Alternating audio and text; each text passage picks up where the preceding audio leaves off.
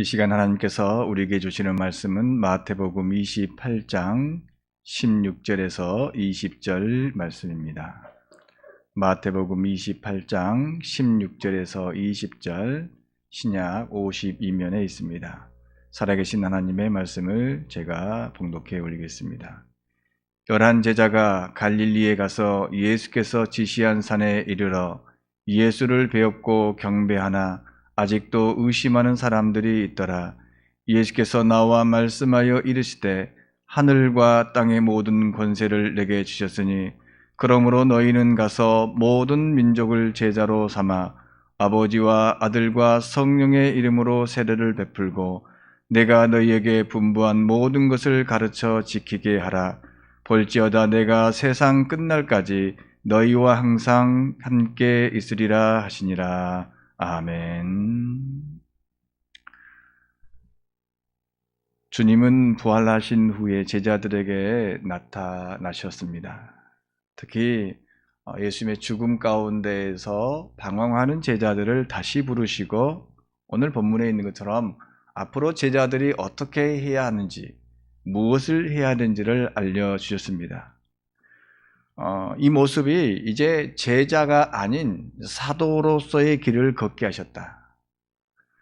언젠가도 말씀드렸지만 이 제자라고 하는 것은 배우는 사람의 입장에 있는 것이죠. 무언가를 배우고 가르침을 받는 입장이 있다면 이제 사도라고 하는 것은 보냄을 받는 사람, 보내는 사람이죠. 배운 대로 가서 사는 것이죠. 배우는 사람에서 배운 대로 사는 사람이 되라고 말씀하신 것입니다. 중요한 것은 우리가 배운 대로 살아야 되는데 그렇지 못하는 데 있죠.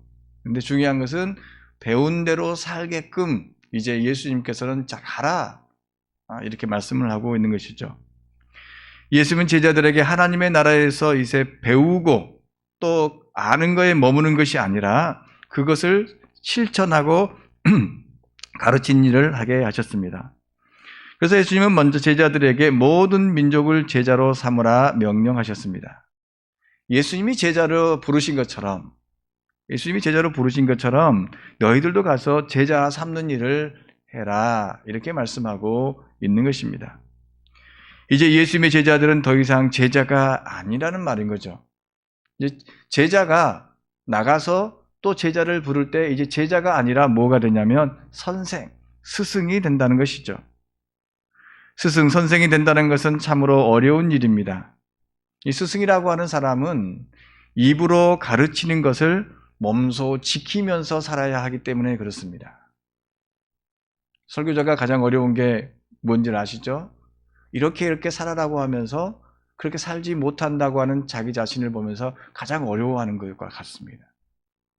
부모들도 마찬가지입니다. 자녀들에게 이거 해라 저거 해라 말할 때 그대로 살아야 되거든요.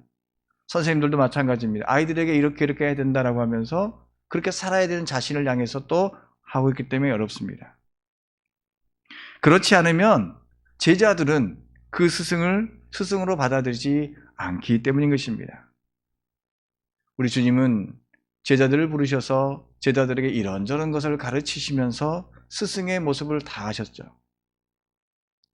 스스로 모든 사람을 사랑하고 모든 사람을 위해서 자신의 몸을 주신 그 사랑을 보여주셨던 것이죠. 그러니까 가르치는 대로 사신 분, 그분이 바로 우리 참된 스승 예수님이셨습니다.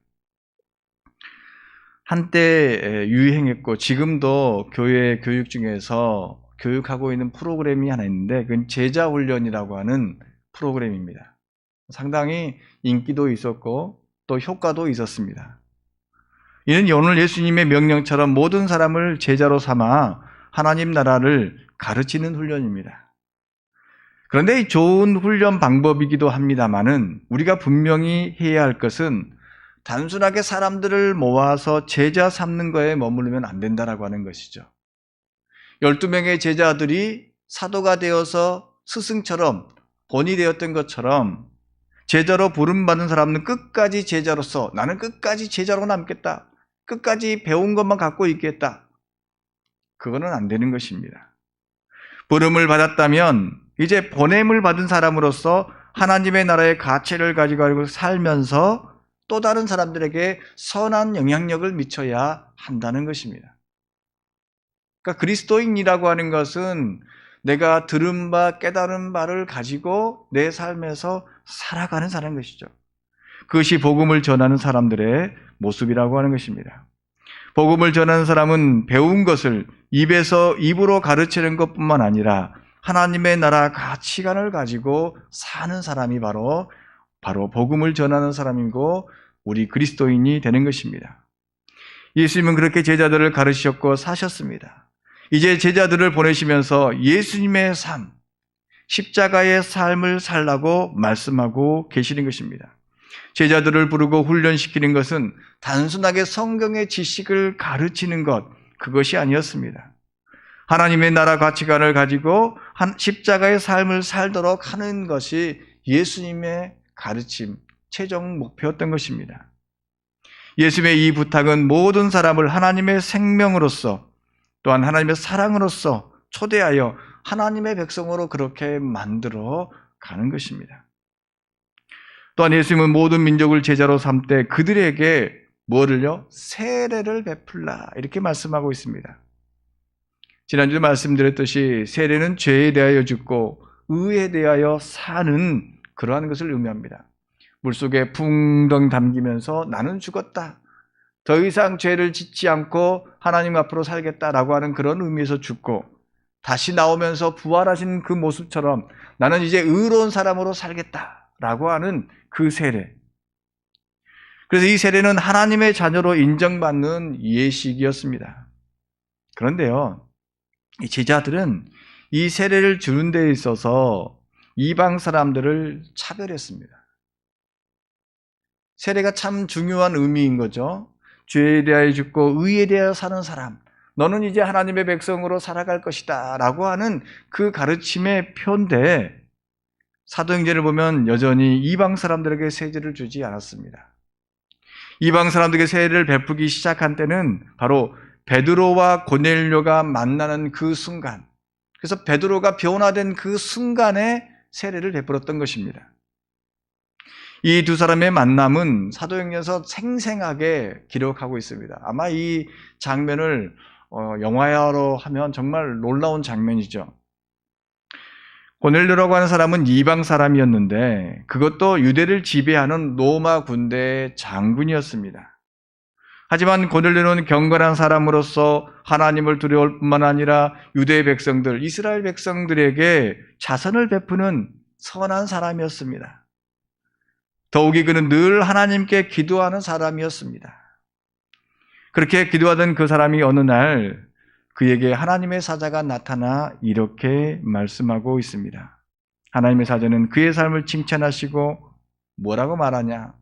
베드로를 청하여라. 베드로를 청하여라. 이 모습은 하나님께서 친히 고넬료와 베드로를 만나게 하시는, 우리가 이제 좀 표현이 그럽니다만 결혼할 때 중매한다 그러죠. 중매하는.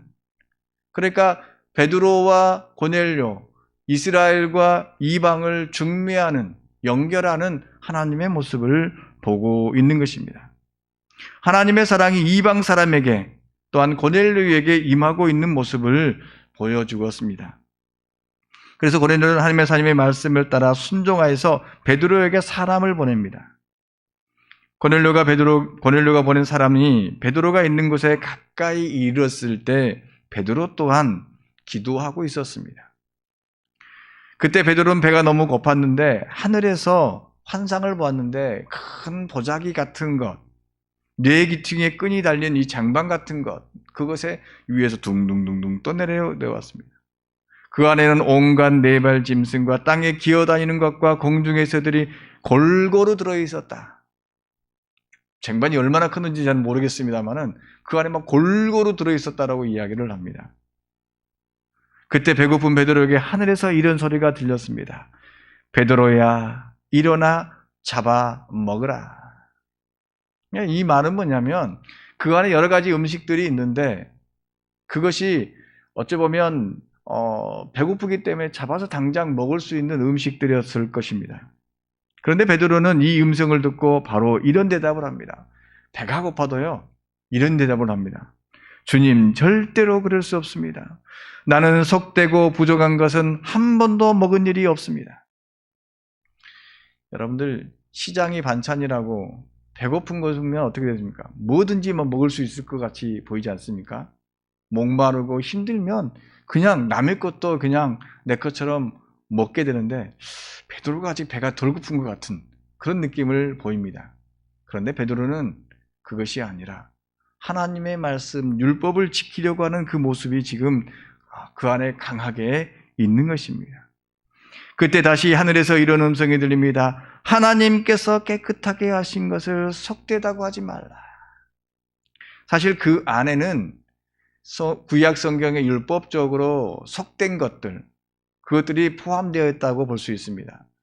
보통 유대인들이 먹을 수 있었던 것은 되새김질하고 굽이 갈라진 것, 그러니까 대표적으로 소나 양이나 염소, 그거죠. 그런데 아마 거기에 다른 것들, 돼지나 아니면은 토끼나 아니면 여러 가지 또 새 짐승 중에서 못 먹는 것들이 같이 있었을 거라고 이야기됩니다. 그렇기 때문에 베드로가 나는 이런 속된 것을 먹지 않겠습니다. 한 번도 먹지 않았습니다. 이렇게 이야기를 한 거죠. 그런데요, 하나님께서는 세상에 속된 것이 어디 있느냐? 내가 모두 다 깨끗하게 지은 것이다. 그런데 이런 일이 베드로에게 3번이나 반복되었습니다. 참 이 모습은 3번이라고 하는 숫자는 베드로에게 여러 가지 의미가 있습니다. 3번 주님을 부인했고요. 또한 요한복음에 보면 내가 나를 사랑하는 3번 물어봤고요. 또 오늘 3번 이렇게 하나님의 음성을 듣게 되는 것이죠.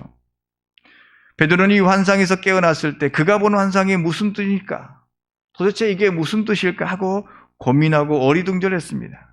그때 마침 고넬료가 보낸 사람들이 도착했던 것이죠.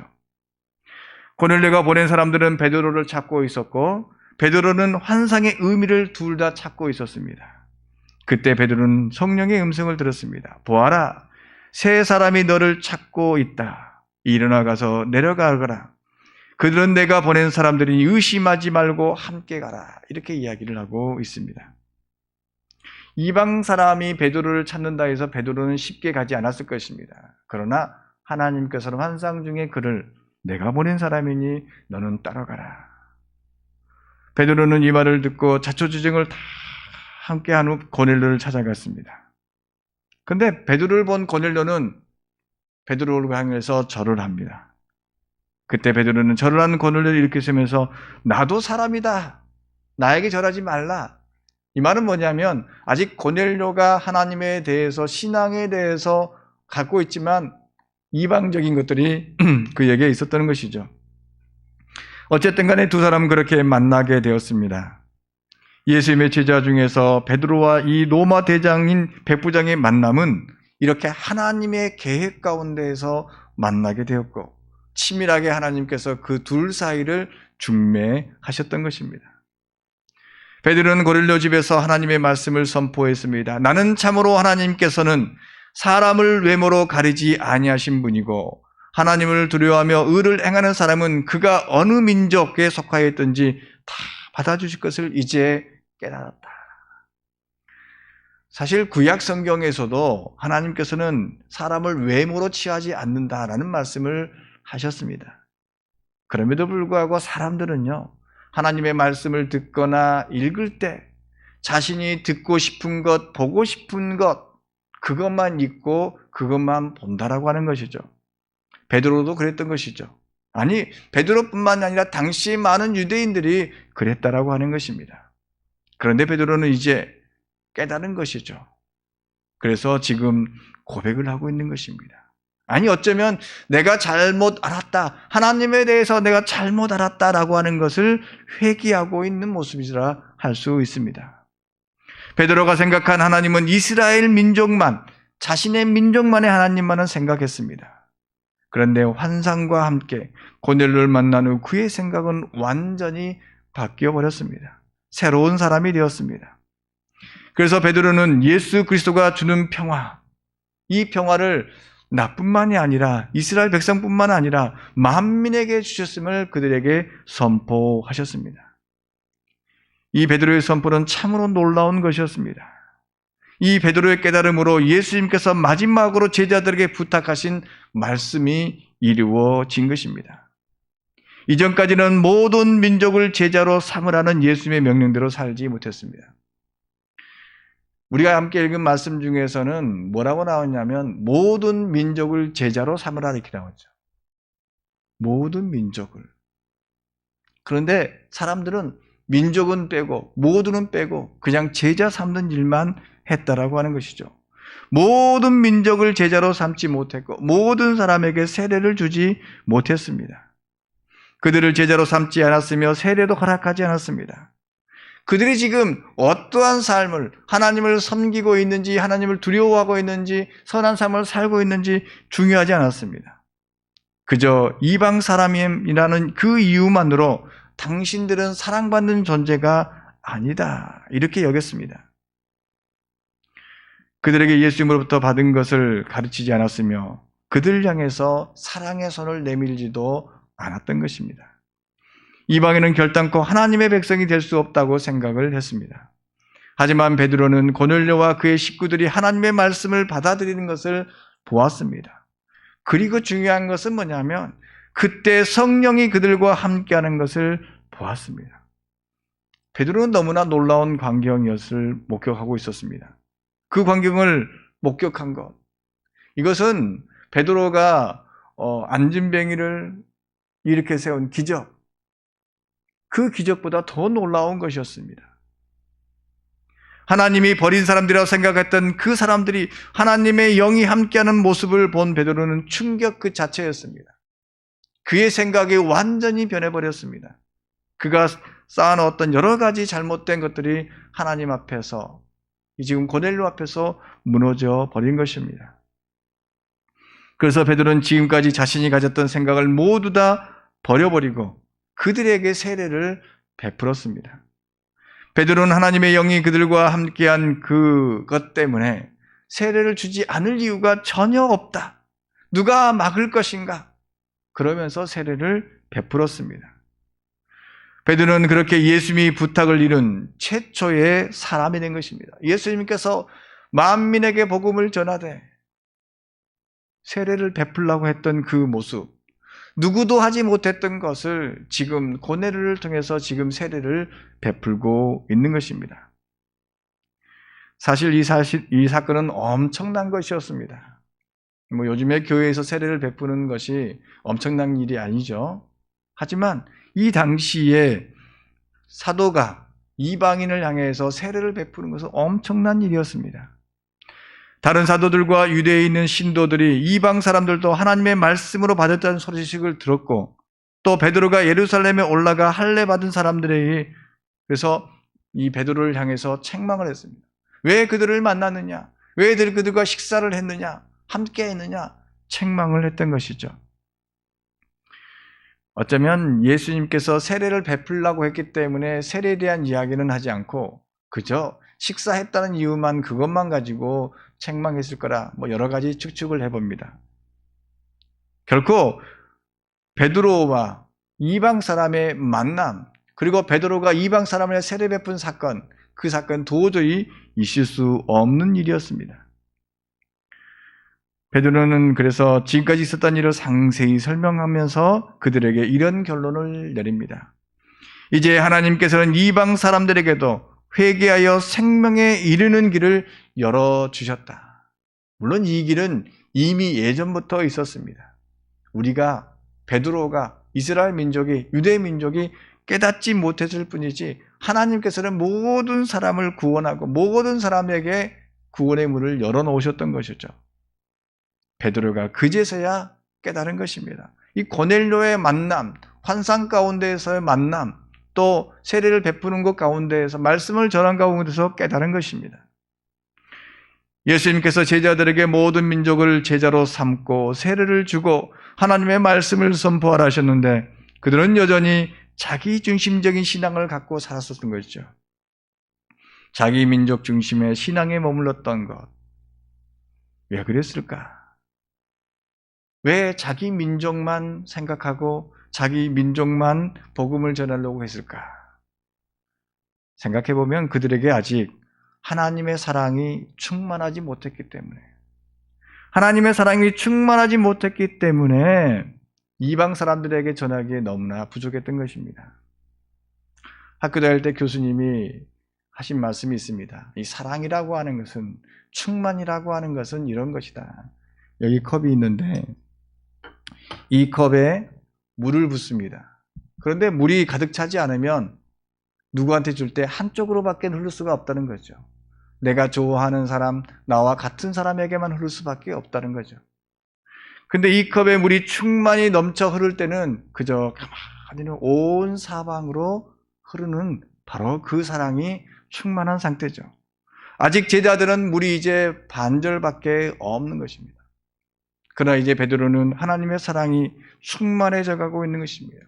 그래서 그 사랑 때문에 이방 사람들에게도 복음을 전하게 되었던 것입니다. 하나님의 사랑이 충만한 사람은 모든 사람을 하나님의 나라로, 하나님의 백성으로 초대하고 그들과 함께 기뻐합니다. 사랑의 경계선을 허물고 모든 사람을 받아들입니다. 그래서 나와 같은 사람, 나와 같은 생각을 하는 사람, 나와 같은 무리 속에 있는 사람을 사랑하는 것이 아니라 나와 다른 사람, 그 사람도 받아들일 수 있는 마음의 여유가 생기는 것입니다. 한국교회의 문제점 중에 하나가 여러 가지 것이 있을 수 있습니다. 그것 중 하나는 바로 이 사랑의 경계선을 넘지 못하는 데 있습니다. 우리가 성령의 충만함을 원하고 있고 바라고 있지만 그것이 성령의 사랑이 충만하지 못한 상태에서 나만을 위해서, 나와 같은 사람들을 위해서 살아가고 있다라고 생각합니다. 나와 비슷한 사람만을 사랑하고 나와 같은 생각을 하는 사람만이 내 편으로 여기는 그 모습, 이것은 세상 사람들과 똑같은 모습으로 살아가고 있는 것이죠.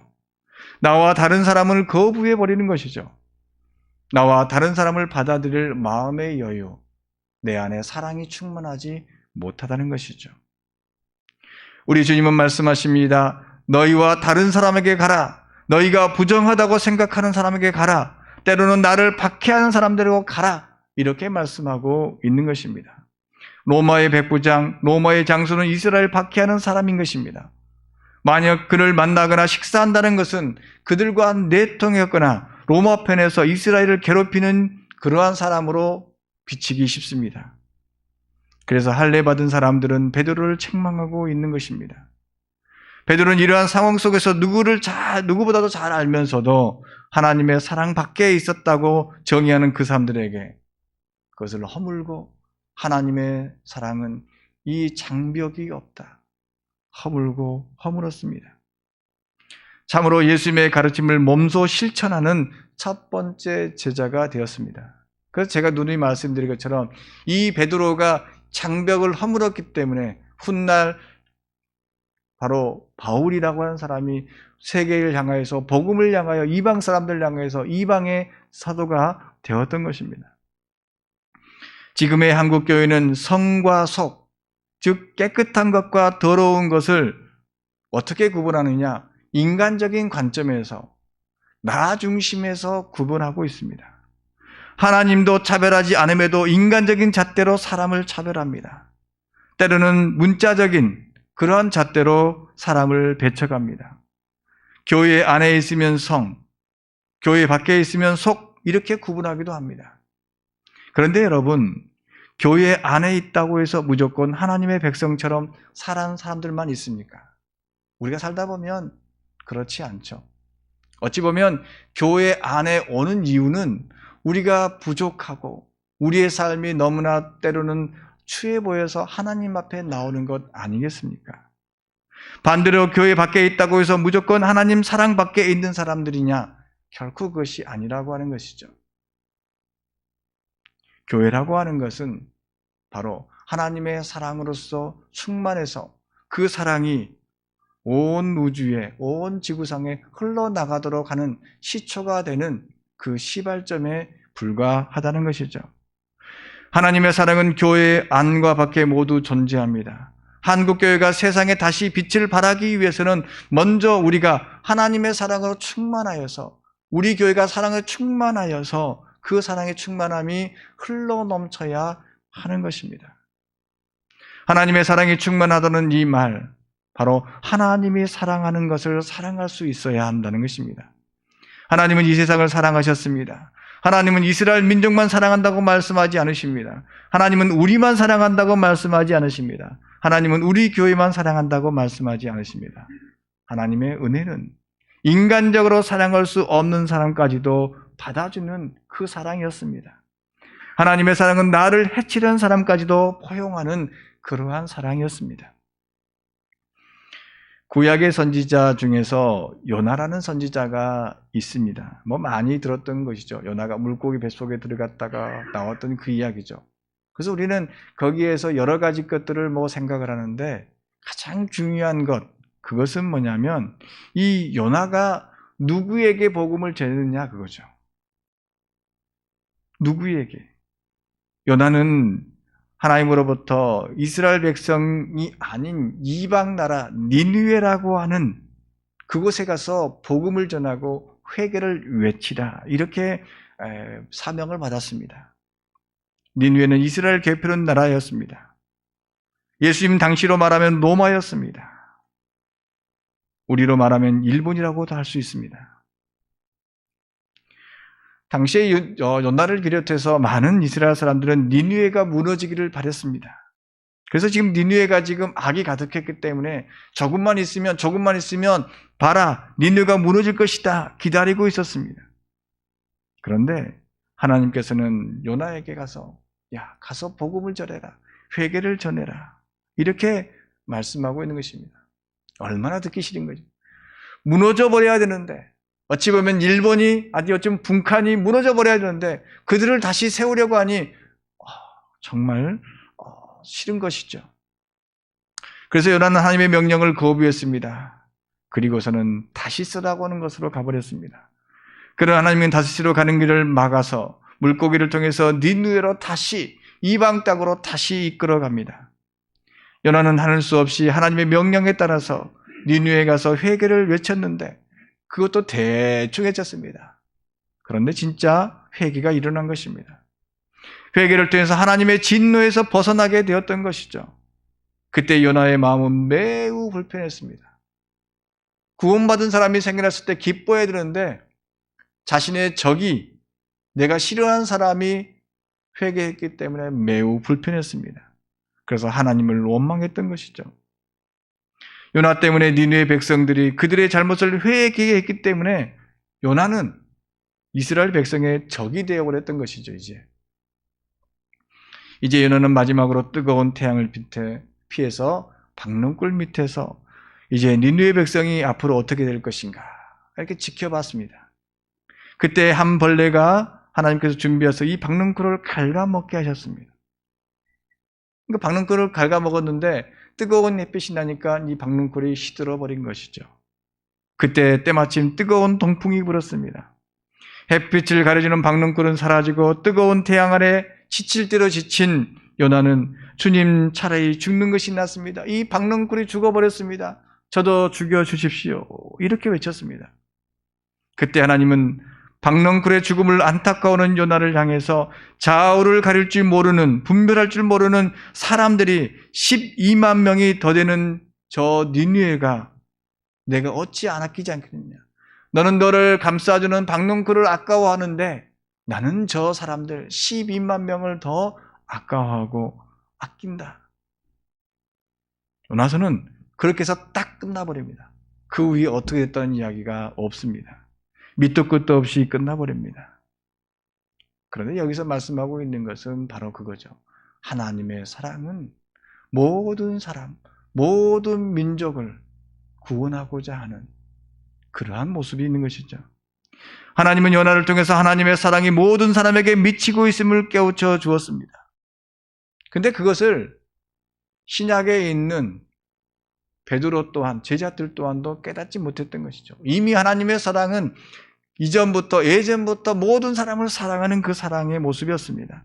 단지 이스라엘 민족을 통하여서 하나님의 사랑을 보여주고 그들을 통하여서 하나님의 사랑이 온 세계에 흘러나가기를 바라셨던 거죠.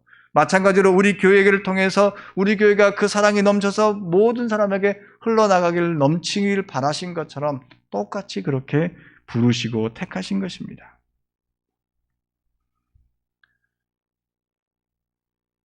사실 우리가 살아가는 데 있어서 우리가 사랑해야 될 사람들이 있는데 그 사랑하는 사람들이 예수님은 말씀하시는데 참 어렵습니다. 예수님께서는 원수까지도 사랑하라 말씀하시면서 이렇게 말씀하십니다. 누군가 나에게 오리면 몇 킬로나 되죠? 심리가 4킬로니까 2킬로인가요? 오리를 가고자 하면 심리를 같이 가고 겉옷을 달라고 하면 속옷까지 주라고 말씀하십니다. 또한 누군가 왼밤을 때리거든 오른밤도 내어주라고 말씀하십니다. 이 말씀은 다른 것이 아닌 오리를 가고자 하는 사람, 겉옷을 뺏어가고는 하는 사람, 왼밤을 때리는 사람, 이 사람은 누구를 이야기하냐면 로마 사람들을 이야기하고 있습니다. 억압하는 사람들을 이야기하고 있는 것이죠. 그들을 사랑하라고 말씀하고 있는 것입니다. 그들이 아무리 핍박을 해도 사랑으로 그들에게 복음을 전하라고 주님께서는 말씀하고 있는 것입니다. 그래야 변화가 있는 것이다 말씀하고 있습니다. 우리가 복음을 들고 가야 할 대상은 바로 이런 존재들인 것입니다. 나와 다르지만 사랑이 필요한 사람, 도움이 필요한 사람에게 복음을 전해야 합니다. 사회적으로 버림받은 사람들을 찾아가야 합니다. 한국교회가 언제부턴가 이렇게 사회적으로 어려운 사람들, 힘든 사람들을 외면하는 것, 그런 것이 아닌가 생각을 해봅니다. 대신에 성공한 사람, 잘난 사람, 높임을 받는 사람, 그런 사람들만을 환영하고 있지 않는가, 그런 생각을 해봅니다. 교회는 모든 사람에게 문이 열려져 있습니다. 특별히 하나님의 사랑이 필요한 사람들이 다 크게 열려져 있습니다. 가슴이 외통하고 찢어질 것 같은 고통, 사회적으로 실패하고 어려운 사람들, 그리고 때로는 교회를 향해서 여러 가지 악한 감정을 갖고 있는 그런 사람들을 향하여서 다 크게 열고 그들을 더 포용할 수 있는 그러한 교회가 되어야 합니다. 그들을 향해서 우리가 복음을 들고 나아가야 하는 것입니다. 하나님의 사랑을 가지고 가는 자들, 예수님은 말씀하십니다. 이런 사랑을 가지고 가는 사람들에게 우리 주님은 말씀하십니다. 내가 세상 끝날까지 항상 너희와 함께 하겠다. 사실 우리가 나를 미워하고 나를 싫어하고 원수 같은 사람을 사랑한다고 할 때 너무나 어렵거든요. 그러하기 때문에 주님께서 힘들지 내가 너와 함께 하겠다. 이렇게 말씀하고 있는 것입니다. 그렇습니다. 하나님의 사랑이 있는 곳에 우리 주님도 계십니다. 하나님이 원하시는 일을 할 때 우리 주님께서 함께 하십니다. 모든 사람을 사랑하고 제자로 삼는 성도가 되기를 바랍니다. 기도하겠습니다. 사랑의 주님, 감사합니다. 세상 사람들이 우리를 보고 너무나 힘들어하고 또한 여러 가지 어려움을 당할 수 있습니다. 주님, 고난 가운데 있는 저희들 가운데 함께하사 주님께서 도와주시고 주님께서 함께하여 주시옵소서.